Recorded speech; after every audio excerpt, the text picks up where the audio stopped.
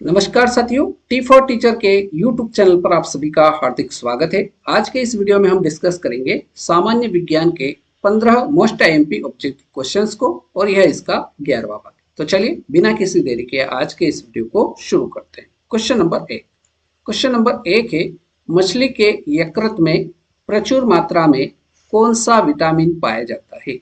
मछली के यकृत में प्रचुर मात्रा में कौन सा विटामिन पाया जाता है? Option A vitamin A, option B vitamin B, option C vitamin C, option D vitamin D. तो मछली का जो यकृत होता है उसमें प्रचुर मात्रा में विटामिन डी पाया जाता है। ऑप्शन डी क्वेश्चन नंबर एक का बिल्कुल सही उत्तर हो जाएगा। यदि विटामिन डी का रासायनिक नाम पूछा जाए तो विटामिन डी का जो रासायनिक नाम होता है वो होता है कैल्शियम फेरॉल। विटामिन डी का रासायनिक नाम क्या होता है? तो विटामिन डी का रासायनिक नाम जो होता है वो होता है कैल्शियम फेरॉल। क्वेश्चन नंबर 2, निम्न में से मीथेन गैस उत्पादन करने वाला क्षेत्र कौन सा है? निम्न में से मीथेन गैस उत्पादन करने वाला क्षेत्र कौन सा है? धान का खेत, गेहूं का खेत, कपास का खेत या मक्के का खेत? तो जो धान का खेत है वो आपका मीथेन गैस उत्पादन करने वाला क्षेत्र रहेगा। ऑप्शन ए क्वेश्चन नंबर 2 का बिल्कुल सही उत्तर हो जाएगा। नेक्स्ट क्वेश्चन नंबर 3, पॉलीथीन किससे बनता है? पॉलीथीन किससे बनता है? Option A ethylene, B ethene, option C उपयुक्त दोनों, डी है इनमें से कोई नहीं। तो पॉलीथीन एथिलीन और इथीन दोनों से मिलकर बना होता है, इसलिए सही उत्तर ऑप्शन डी हो जाए ऑप्शन सी हो जाएगा। ऑप्शन सी बिल्कुल सही उत्तर क्वेश्चन नंबर 3 का हो जाएगा। क्वेश्चन नंबर 4, निम्न में से किस उत्प्रेरक का उपयोग वनस्पति तेलों के हाइड्रोजनीकरण में किया जाता है? चांदी का, सोडियम क्लोराइड का, जिंक का या निकल का? तो किस उत्प्रेरक का प्रयोग वनस्पति तेलों के हाइड्रोजनीकरण में किया जाता है? तो ये किया जाता है निकिल का। ऑप्शन डी एकदम राइट आंसर हो जाएगा। निकिल का जो संकेत होता है वो होता है Ni और इसका परमाणु क्रमांक जो रहता है वो 28 रहता है। राइट। क्वेश्चन नंबर 5, सबसे निम्न किस्म का कोयला कौन सा होता है जिसमें कार्बन की मात्रा 50% से कम होती है? क्या पूछा है प्रश्न में? सबसे निम्न किस्म का कोयला कौन सा होता है जिसमें कार्बन की मात्रा 50% से कम होती है? एंथ्रेसाइट, बिटुमिन, लिग्नाइट या पीट? तो इसका सही उत्तर जो होगा वो पीट होगा। इसमें कार्बन की जो मात्रा होती है वो 50% से कम होती है। डी ऑप्शन आपका एकदम राइट आंसर हो जाएगा। एंथ्रेसाइट, इसमें कार्बन की जो मात्रा होती है वो सबसे उच्च होती है और कितनी होती है? लगभग 95% इसमें कार्बन की मात्रा रहती है। क्वेश्चन नंबर 6, किसी वस्तु पर लगने वाले गुरुत्वाकर्षण बल को क्या कहते हैं? किसी वस्तु पर लगने वाले गुरुत्वाकर्षण बल को क्या कहते हैं? भार, वजन, उपयुक्त दोनों या इनमें से कोई नहीं? तो किसी वस्तु पर लगने वाले गुरुत्वाकर्षण बल को भार और वजन दोनों कहा जाता है। राइट आंसर ऑप्शन सी हो जाएगा। प्रश्न संख्या 7, ध्वनि का प्रसार सबसे अधिकतम किस में होता है? ध्वनि का प्रसार सबसे अधिकतम किस में होता है? ठोस में होता है, तरल में होता है, गैस में होता है या उपयुक्त सभी में होता है? तो ध्वनि का प्रसार सबसे अधिकतम जो होता है वो ठोस में होता है। ऑप्शन ए क्वेश्चन नंबर 7 का एकदम राइट आंसर हो जाएगा। नेक्स्ट क्वेश्चन नंबर 8, किसी तत्व का इलेक्ट्रॉनिक विन्यास 285 है, उस तत्व का नाम क्या है? फास्फोरस, सोडियम, लिथियम या पोटेशियम? तो किसी तत्व का इलेक्ट्रॉनिक विन्यास 2, 8 और 5 है तो उस तत्व का नाम क्या होगा? तो 2, 8 और 5 इनका योग करेंगे तो ये कितना आ जाएगा? 8 और 2 10 और 5 15। 15 क्रमांक किसका होता है? तो ये 15 क्रमांक होता है फास्फोरस का। ऑप्शन ए एकदम राइट आंसर रहेगा। सोडियम का परमाणु क्रमांक कितना होता है?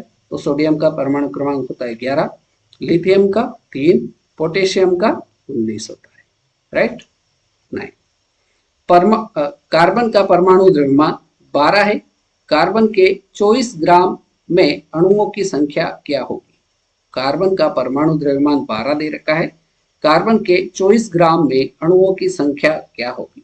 तो अणुओं की संख्या, अणुओं की अणुओं की संख्या अणुओं की संख्या निकालने के लिए एक फार्मूला होता है, द्रव्यमान, द्रव्यमान जो ग्राम में दिया होता है वो द्रव्यमान ग्राम में बटे बटे परमाणु द्रव्यमान, परमाणु द्रव्यमान। तो द्रव्यमान ग्राम में कितना दे रखा है? 24 दे रखा है, और परमाणु द्रव्यमान कितना है? 12। तो 12 एकम 12, 12 दूना 24। तो इसमें अणुओं की जो संख्या होगी वो 2 होगी। ऑप्शन सी बिल्कुल राइट आंसर रहेगा। नेक्स्ट क्वेश्चन, क्वेश्चन नंबर 10, निम्न में से विषम विकल्प का चयन कीजिए। सोना, चांदी, प्लेटिनम या हीरा। इनमें से विषम विकल्प का चयन करना है। तो सोना आपकी क्या है? धातु है। सोने का संकेत जो होता है वो होता है Au, राइट, और इसका परमाणु क्रमांक जो होता है वो होता है 79। चांदी, ये भी आपकी क्या है? धातु है। इसका संकेत होता है Ag, इसका परमाणु द्रव्यमान जो होता है वो कितना होता है? तो ये होता है 47। प्लेटिनम, प्लेटिनम भी क्या है? धातु है। इसका संकेत होता है Pt, और इसका द्रव्यमान परमाणु क्रमांक जो होता है वो कितना होता है? तो ये होता है 78। लेकिन जो हीरा है ये आपका क्या है? धातु है। तो अपने को प्रश्न में बोला गया था विषम, तो ये सारी चीजें जो 3 ऑप्शन दे रखे हैं ये आपकी धातु है, और ये चौथा विकल्प जो है हीरा ये आपका अधातु, इसलिए विषम विकल्प जो होगा वो ऑप्शन डी हो जाएगा। Next question, question number 11। Question number 11 है, शरीर में लगी चोट की मरम्मत के लिए किस प्रकार के सेल विभाजन का प्रयोग होता है? समसूत्रण, गुणसूत्र, उपयुक्त दोनों या इनमें से कोई नहीं। तो शरीर में लगी चोट की मरम्मत के लिए किस प्रकार के सेल विभाजन का प्रयोग होता है? तो ये समसूत्रण सेल विभाजन का प्रयोग होता है। ऑप्शन ए राइट आंसर रहेगा। क्वेश्चन नंबर 12, आयोडीन की कमी से कौन सा रोग होता है? आयोडीन की कमी से कौन सा रोग होता है? ऑप्शन ए गंडमाला, ये रोग होता है आयोडीन की कमी से। ऑप्शन बी घेंगा रोग, ये भी आयोडीन की कमी से होता है। ग्वाइटर रोग भी होता है, इसलिए राइट आंसर ऑप्शन डी हो जाएगा, उपयुक्त सभी। प्रश्न क्रमांक 13, प्रश्न क्रमांक 13 है, HIV का पूर्ण रूप क्या होता है? ऑप्शन ए है human immunodeficiency virus, option B human iodo virus, option C human immuno diseases virus, या इनमें से कोई नहीं। तो HIV का पूर्ण रूप जो होता है वो होता है human immunodeficiency virus. Option A बिल्कुल सही उत्तर हो जाएगा। क्वेश्चन नंबर 14, मानवों में नर युग्मक निम्न में से कौन से गुणसूत्र का वाहक होता है? सिर्फ X, XX, या तो X या Y गुणसूत्र, या उपयुक्त सभी। तो मानवों में नर युग्मक निम्न में से कौन से गुणसूत्र का वाहक होता है? तो ये होता है या तो X या Y गुणसूत्र। ऑप्शन सी एकदम राइट आंसर हो जाएगा। यदि प्रश्न पूछा जाए कि मानव के शरीर में कितने जोड़े गुणसूत्र पाए जाते हैं, तो जोड़े अगर पूछे जाए तो 23 जोड़े, और कुल कितने गुणसूत्र होते हैं तो संख्या अगर पूछी जाए तो 46 गुणसूत्र पाए जाते हैं। और आज के इस वीडियो का हमारा अंतिम प्रश्न है, प्रश्न क्रमांक 15, परमाणु बम का आविष्कार किस वैज्ञानिक ने किया था? परमाणु बम का आविष्कार किसने किया था? रोंटगन, मैक्सवेल, न्यूटन या आठवान? तो परमाणु बम का आविष्कार किया था आठवान ने। ऑप्शन डी क्वेश्चन नंबर 15 का बिल्कुल सही उत्तर हो जाएगा।